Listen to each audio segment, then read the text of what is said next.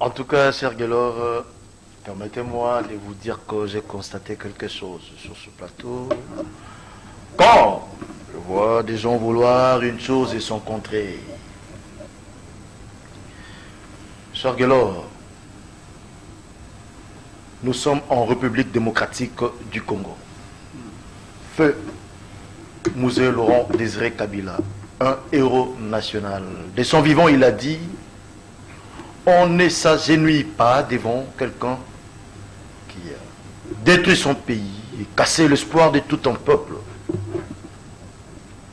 Quand je parle du fait que la RDC maintenant se porte mieux, je fais allusion à l'espoir qu'a la population aujourd'hui de voir que le lendemain s'annonce meilleur, ce qui est vrai, nonobstant le fait que les conditions de vie actuellement sont très difficiles.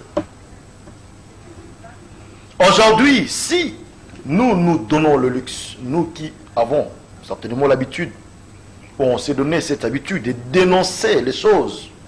Je sens là-bas la garde républicaine a fait ceci, le médecin en grévé, il y a ceci, parce que nous tous, toute la population est de même avis que moi, il y a Anguille sous roche.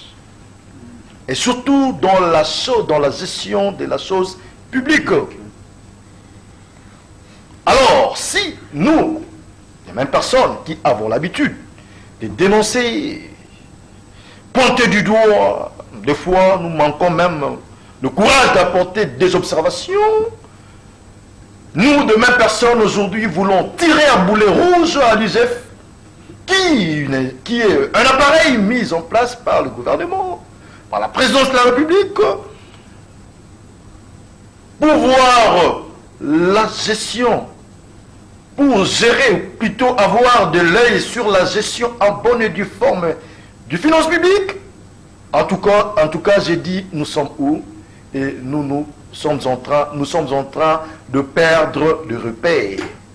Et que nos débats risquent de descendre un peu beaucoup plus bas. Donc il n'y a pas eu l'infantilisation, il n'y a pas eu de bavure, encore moins de dérapage dans les chefs de l'IGF, non. Écoutez, je le dis tantôt, vous savez, dans ce pays, bon nombre de Congolais vous diront que en RDC, il faut encore une dictature, il faut fouetter les gens. Vous savez pourquoi ils disent ça? Ce n'est pas parce qu'ils veulent qu'il y ait la dictature proprement dite, mais parce qu'ils ont vu que le mal a été ancré dans l'homme congolais. Et surtout la corruption. Vous imaginez, cher Gelor, nous sommes un pays potentiellement riche, dont la population vit dans une pauvreté extrême. Mais je pense qu'il est grand temps de mettre en place des mécanismes, des initiatives qui doivent nous amener à quitter ce paradoxe-là. Nous sommes un pays classé parmi des grands pays corrupteurs. Nous sommes dans un pays où l'homme congolais, les leaders congolais, des gens qui ont une parcelle d'autorité, ont institutionnalisé même la corruption. Le Madessou Abana, qui travaille à l'hôtel, mange à l'hôtel. Bongo à l'État, Voliango et Febela. Ce sont des choses, ce sont des histoires qui ont fait que notre pays se retrouve au stade actuel, qui poussent certaines personnes, de par leurs intentions, je ne sais quoi, à insister, soulever cela, que pour montrer que le pays va mal. Oui, ce pays a le mal il y a quelques années. Mais aujourd'hui, l'espoir renaît.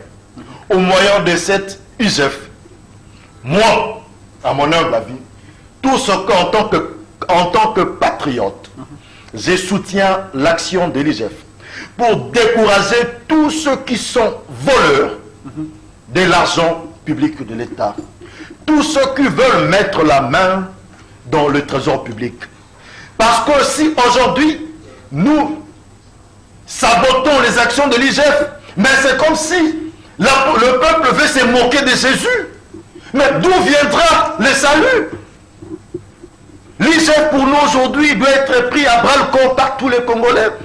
Dans le sens que l'IGF c'est comme le pont de rédemption que Dieu a mis en place, exécuté par Jésus-Christ pour sauver son peuple de l'emprise du diable, de l'emprise de Satan.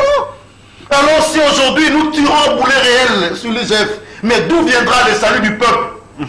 Un peuple qui habite un sol riche, mais qui vit dans une pauvreté extrême. Arrêtons cette mauvaise campagne. On sait que dans toute œuvre humaine, il y a des imperfections.